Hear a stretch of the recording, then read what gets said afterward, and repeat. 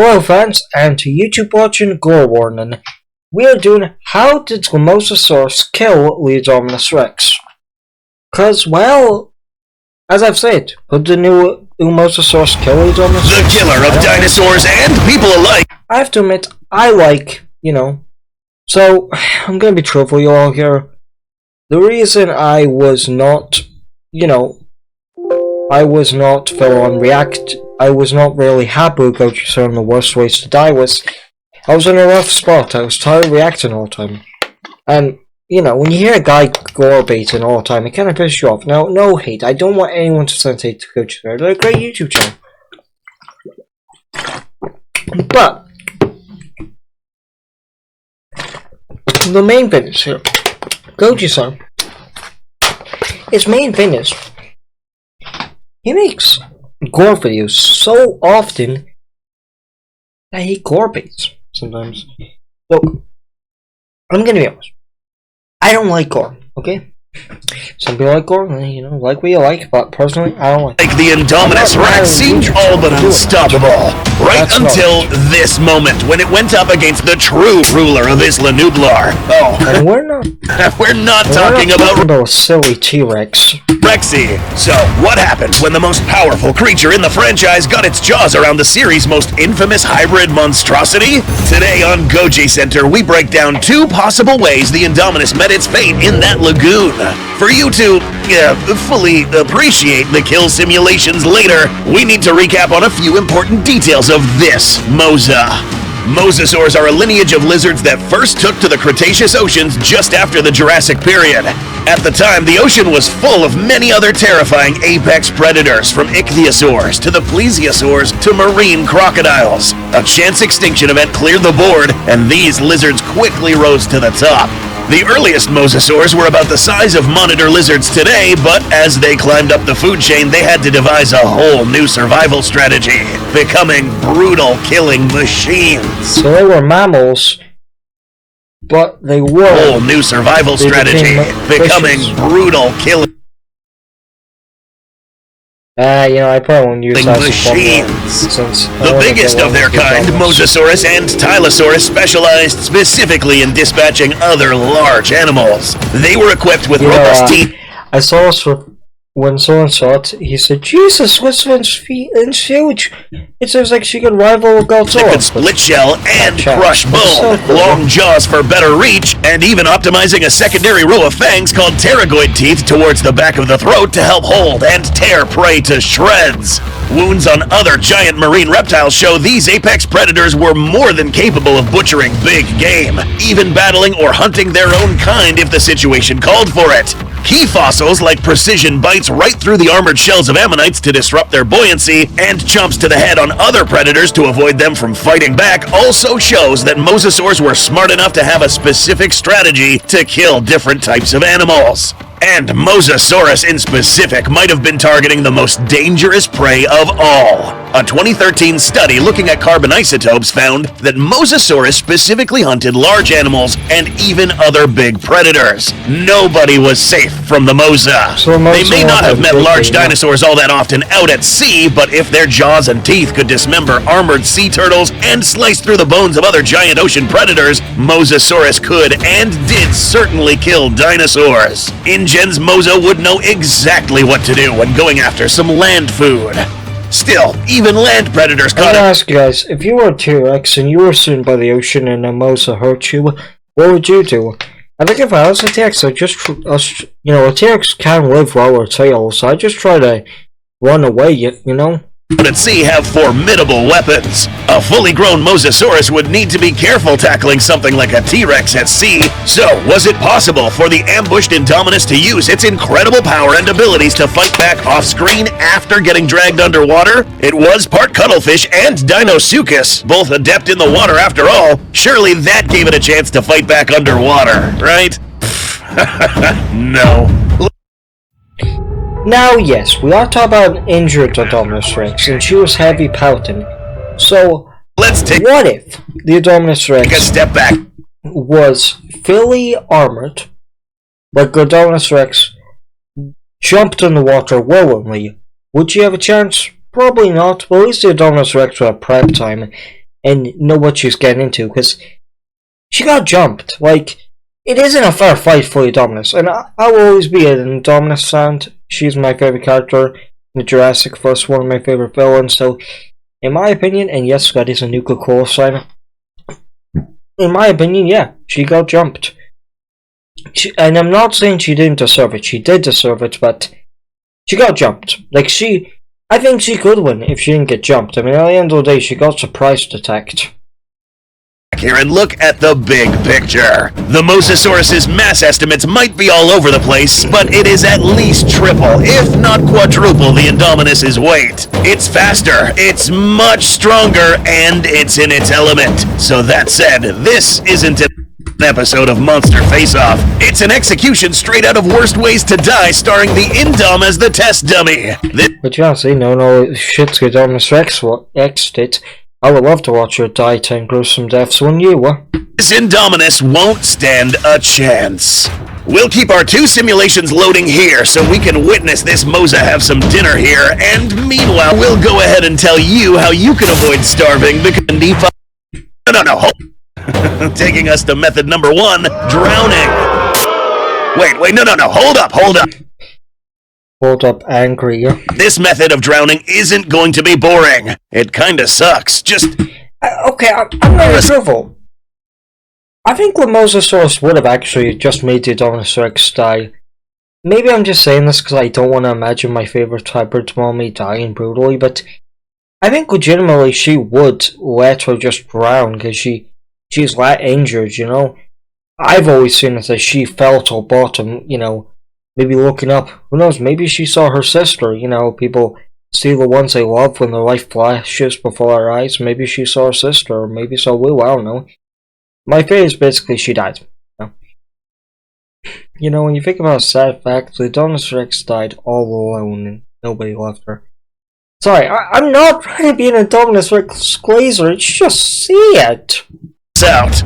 Launching out of the water as it did, the mosasaurus certainly mimicked the crocodiles you see on those brutal croc hunt videos online. Going off the official Jurassic World website at the time the movie released, the InGen mosasaurus had a bite force listed at about 13,000 psi. However, the true damage might be substantially higher. Veteran viewers might remember the Monster Face-Off episode starring this very Mosa, where we discussed some of the mechanics behind a bite like this. If the bite is concentrated on a smaller surface area, then the bite is much, much more lethal.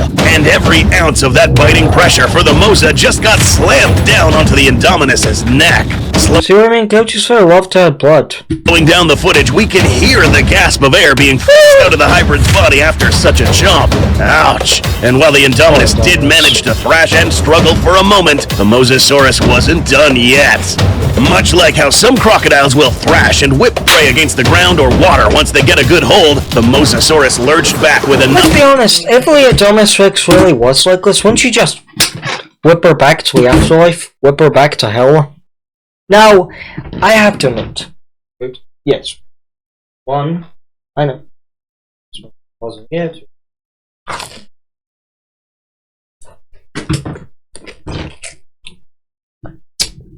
Don't do that. That was a joke, but that's wasted the food. Oh, asshole. Yeah. Well, the enemies from Far Cry 3. What the hell? You know, fans, I have some pictures of the Indominus Rex. Some of her with maybe her panties off, some maybe she's naked. It's a problem, huh? Okay, hello guys, let's go finish this. Mosasaurus lurched back with enough force to yank the Indominus' entire body. Sorry for the reason so loud. So, let's talk. Off the ground. This impact alone, on top of the biting pressure, could have been more than enough to break the Indominus' neck. Once the Indominus violently hit the water and was dragged against it, all of its weight is going one direction and putting all of that strain on the throat. Vertebrae could be easily dislocated, if not outright crushed. And with a ruptured spinal cord, the Indominus would lose most of its ability to move its body right then and there. Granted, this is the same hybrid that was able to shrug off bullets and a mauling from an angry T-Rex. So, what if it was tough enough to not have its neck snapped right then and there? Honestly, it might have wished it. part is only speculation.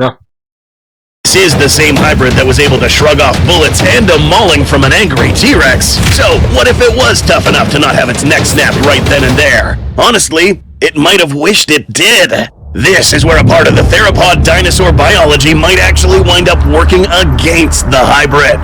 Mammals and lizards can hold their breath easily underwater because their lungs opened up and close with the movement of certain muscles. In humans, this would be the diaphragm. Birds, dinosaurs, and especially theropods have what is called a pneumatic system. A series of air sacs through the body connected to the throat and lungs to constantly pump air. Instead of individual breaths, air is constantly being pushed in and out. This system increases stamina by venting out heat more efficiently, and is the reason why today birds dominate the skies in the age of mammals. Underwater, however, this is a critical disadvantage, and might be one of the reasons very few dinosaurs ever took to living in the water. With the mosasaurus crunching down on the indominus's body and thrashing around, the hybrid would be reflexively trying to get as much air as it could. The pneumatic system it relies on to breathe would just suck in more and more water until multiple air sacs and the lungs got flooded. The situation gets even worse if the mosasaur lets go of the neck to target the belly. Remember, this is a predator smart enough to know vulnerable areas. It would know exactly where one would be here on a dinosaur. Crunching down on the indominus's midsection whilst keeping it underwater, the indominus's ribcage and gastralia wouldn't be able to take the pressure. Broken bone would be split and stabbed into the body even deeper than the teeth would go. The crushing force of those jaws and broken ribs would perforate the interior air sacs and organs even more. The indominus would be taking on water in record time and drowning in its own blood on top of that. Even without the teeth needing to punch in that far, the indominus is effectively impaled with its own body. Skewered on the inside with more and more seawater rushing in. Unconsciousness could happen in seconds, and death shortly after. With so many holiday homes on Booking.com, there are so many Tina Feys I could be. So I hired Bobby. Wild Tina be a part. Comment down below if you guys think so. Booking.com, Booking.yeah.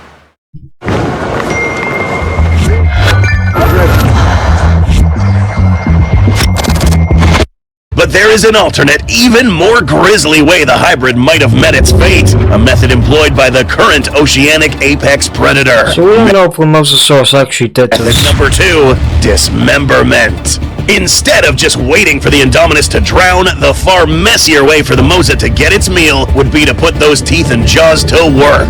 Letting go of the indominus's neck briefly, the mosasaurus instead clamps down lower. Biting down firmly on the flank of the body, up to 40 conical teeth stab through the indominus's hide. That monstrous biting pressure would be more than enough to crack bone and punch right through any dermal armor, shattering the osteoderms on the way in. After getting a good grip, the mosasaurus would then thrash side to side, with the teeth gripping the hide and muscle so firmly, tissue is literally wrenched off the bone.